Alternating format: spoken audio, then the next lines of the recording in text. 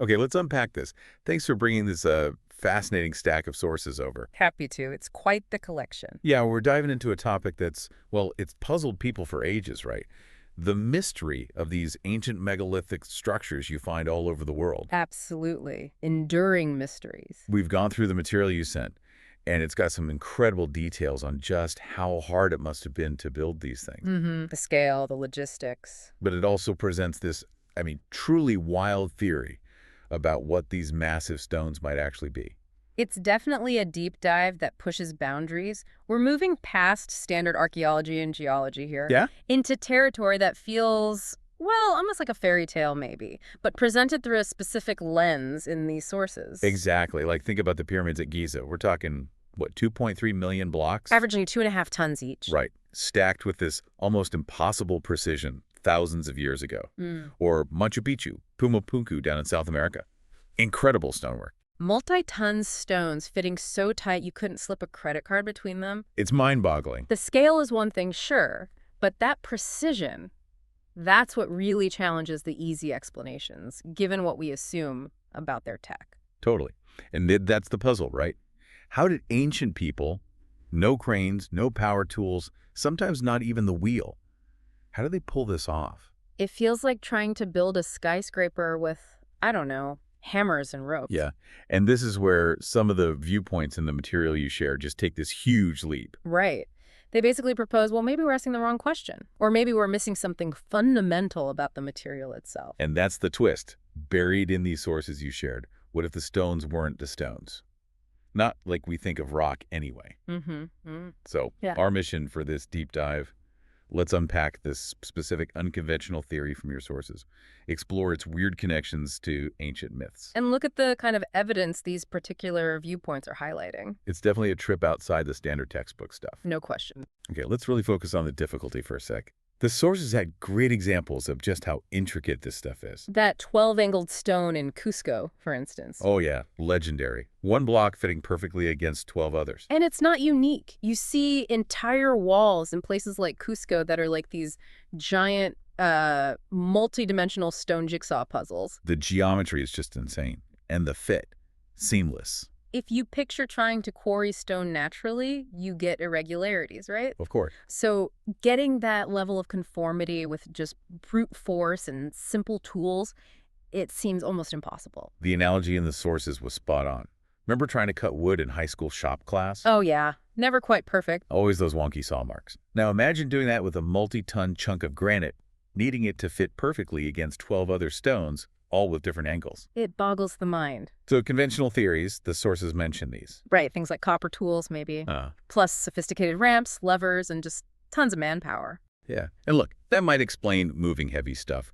But the surgical precision, the complex joints, that's harder to explain. It still feels like there's a gap in understanding, even with those methods. And sometimes people jump to, ancient astronauts. Aliens did it? That old chestnut. But these sources, they pivot away from aliens to something. Well, maybe even weirder. Okay, this is where we get to the core unconventional idea from the material. Late on us. The hypothesis is that these massive stones aren't geological formations in the usual sense. They're something else entirely, specifically fossilized giant flesh. Whoa, hang on, say that again?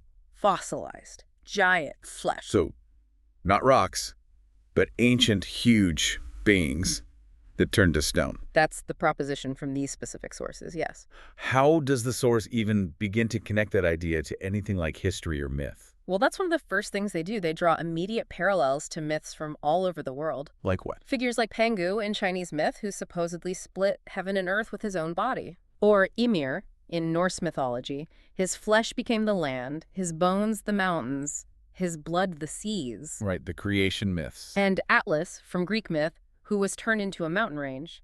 So the theory in these sources is asking us, and you listening, Yeah. what if those aren't just stories? What if they're like echoes of a literal forgotten reality, a reality this theory claims to uncover? Suggesting these myths might be recording actual events involving colossal biological entities. That's the implication presented in this material. Okay. Let's try to get our heads around the how. How does this theory explain fossilization on that scale? What's the science? Or maybe the speculative science?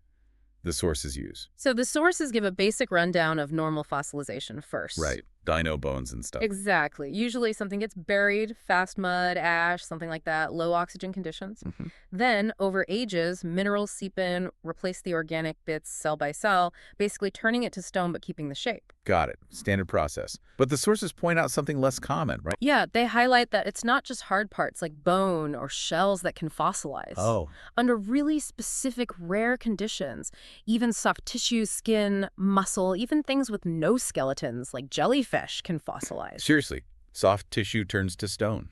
It can happen, and they use a pretty wild example to make the point. Which one? They mention a discovery from 2011, a 525-million-year-old fossil, creature called Pikaia from Canada's Burgess Shale. Micaiah. And the sources emphasize this thing was soft-bodied, like no bones, just squishy bits turned to stone. Wow. Okay. That is strange.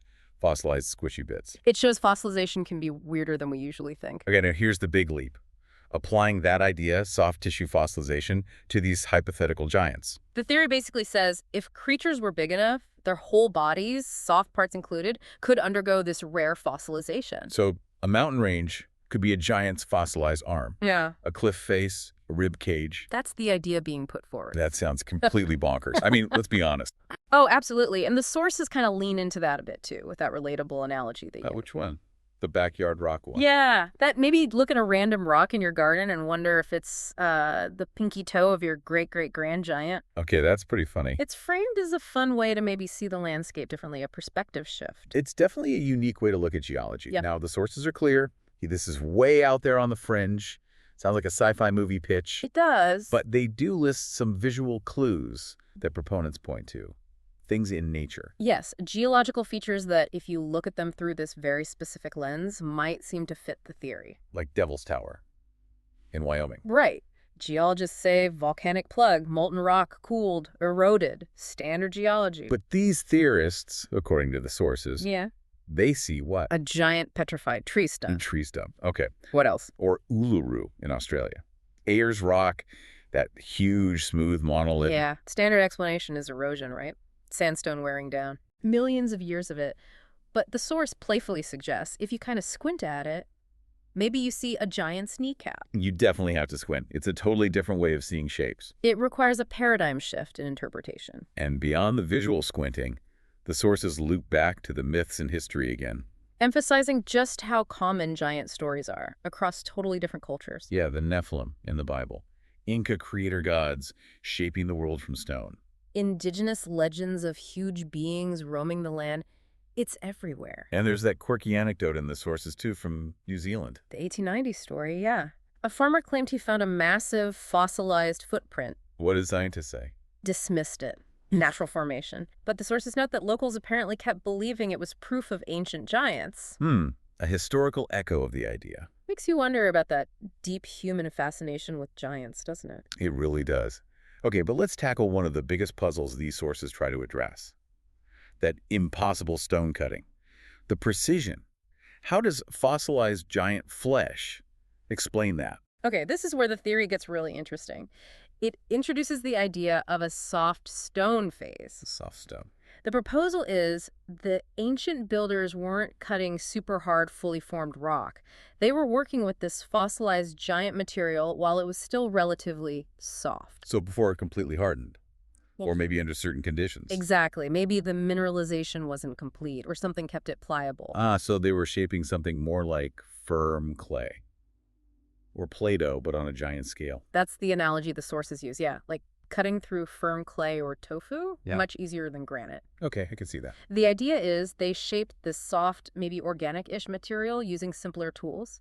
And then over time, it continued to mineralize and harden into the super durable stone we see today. That would make creating those tight joints and weird multi-angled shapes seem more achievable. They look almost molded sometimes. The source even uses the sandcastle comparison. Wet sand is easy to shape, then it dries hard. Right. Different scale, obviously, but the principle. Precisely. And working soft could allow for those organic forms, maybe even gravity, helping squish the edges together perfectly before it fully set.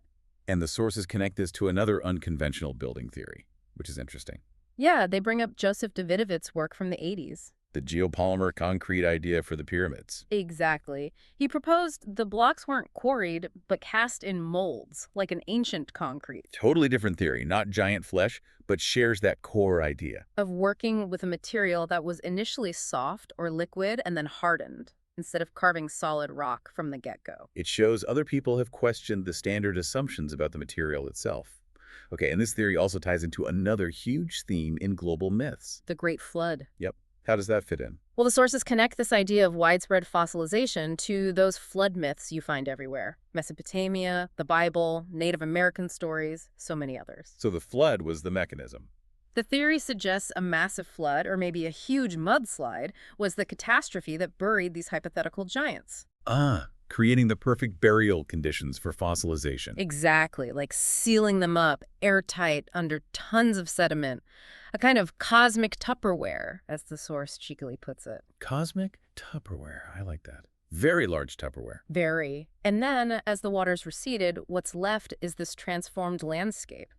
The fossilized remains became mountains, cliffs. And the massive blocks that ancient people found and used for their own constructions. That's the proposed sequence of events. And the sources mention that explorer, Alexander von Humboldt. Finding a carving in Peru back in 1803 that seemed to depict a flood myth. Just a coincidence, or... The sources present it as, well, intriguing, maybe evidence that ancient cultures did remember some massive watery cataclysm that changed the world. All right, we have really dived deep into this. Pretty wild theory from the sources you shared. Let's maybe touch base with reality for a second. Definitely. As the sources themselves acknowledge, mainstream geology has very different explanations. Right. Geologists would look at these megaliths and say, They'd identify them through standard analysis, granite, basalt, limestone, whatever. Rocks formed by known geological processes, volcanic, sedimentary, metamorphic, totally unrelated to biology.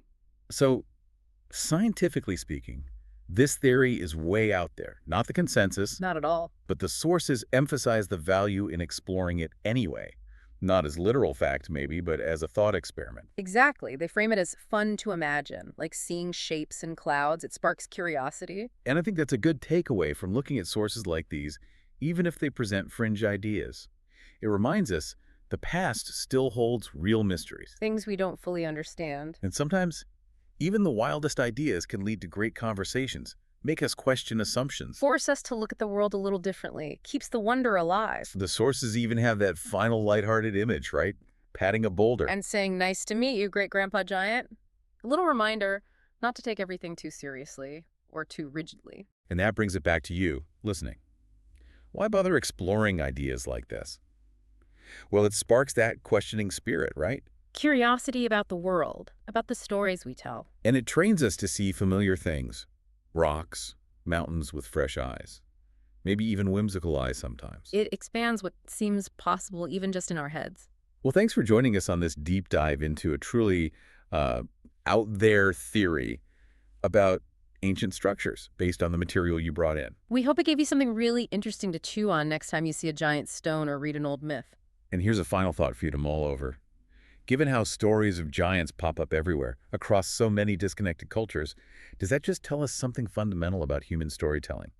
About trying to explain the big, scary world? Or is there maybe something else? Something echoing through time, through stone, that we just haven't quite figured out yet? Keep looking. Keep wondering. Keep dreaming big. Really, really big.